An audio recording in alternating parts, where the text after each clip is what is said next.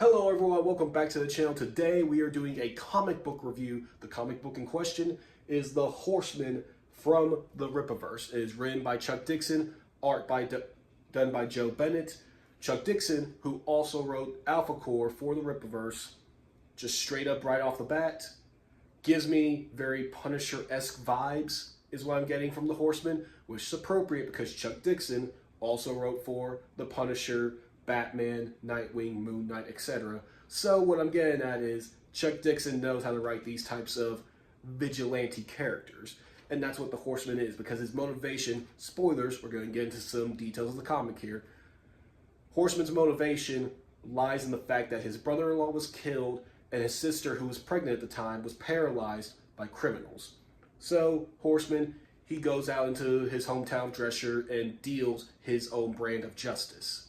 But he eventually steps on some toes of people who are very important and have the funds to put a very big bounty on his head. So Horseman decides, okay, my identity is at risk of being compromised. My family is potentially at risk of being compromised. I need to get out. So he moves his family to Florespark, Texas, which is the epicenter of everything going on in the Rippaverse. Now, the way Hector, who's also known as Horseman, provides for his family is he goes to stash houses, takes out the criminals, and takes the money. That's how he provides for his sister and nephew. So when he gets to Florespark, Texas, he scouts out the city, finds one, does his business as per usual, but is stopped by a couple of cops. They're dirty cops. And they make a deal with the Horseman. Horseman now has to work for them. He goes in the stash houses, does what he's been doing for a very long time, but he has to split the money in thirds with these cops. He reluctantly agrees, and in the back of his mind, he is instantly trying to figure out, okay, how do I get myself out of this now? But what he doesn't know is that these cops, they are also working for a mob boss by the name of Tuna. And these cops, they're trying to get both, ends of the pipeline here, because they are sending horsemen to the stash houses to collect the money and split it in thirds. But the stash houses that they are sending horsemen to belong and are operated by Tuna. So you see that they're trying to play both ends for as long as they can, and their intent is to eventually get rid of horsemen once, they have no more use for them. Which they eventually try to do in a double cross later on in the story, but it doesn't work out. It is a very bloody and brutal battle between horsemen and this small army that's assembled by Tuna. But once Horseman prevails and Tuna gets word that, this guy just took out a whole, basically small army by himself, he has to do something that he doesn't want to do. And that's hire, let's just say, a couple of unsavory characters who are Excepts in this universe. Now, Excepts in the Rippaverse are people who have special abilities. And the Excepts in question of this story, one has an ability to bend metal and, he can controls metal. I forget the word for it, but he controls metal. And then the other one is bulletproof and packs a punch.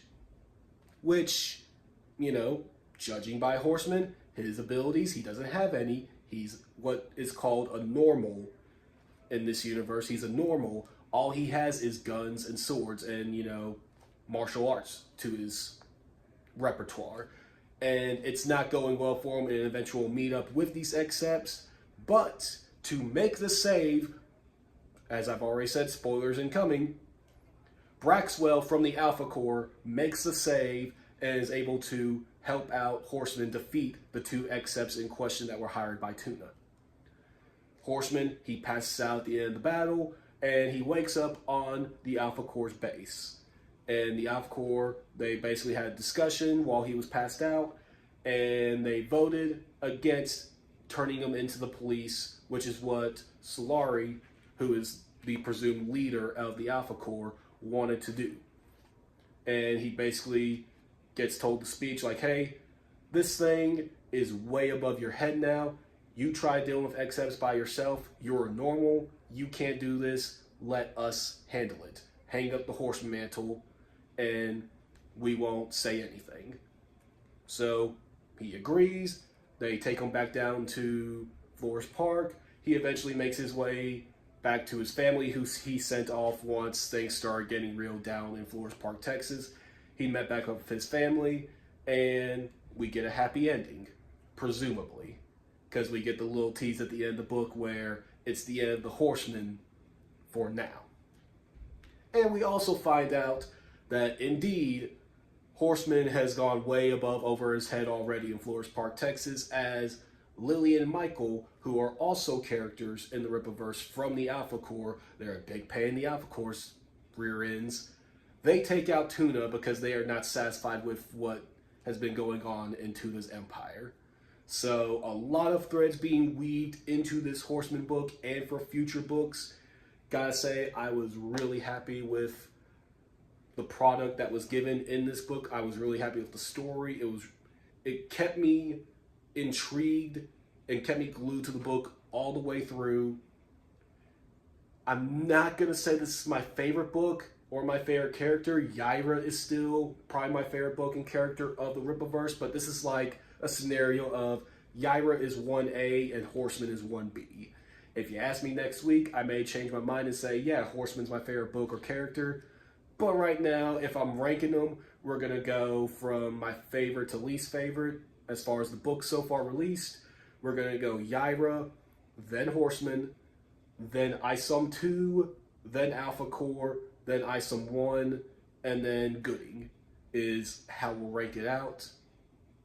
Next up in the lineup is Bloodroof. She's going to be the first horror comic released by the Rippaverse, which that's my favorite movie genre, so I'm going to be very much happy once that book comes in. But yeah, overall, I really enjoyed the book. I mean, look at this artwork. It's amazing. This is cover D, by the way, and let me pull it out real quick. This is cover A. I always buy 2 of Rippaverse comic books. I get my favorite limited edition cover, and I always keep that sealed.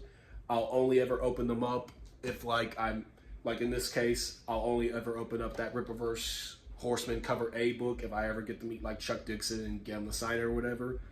And then I have my reading copy, which is always cover D.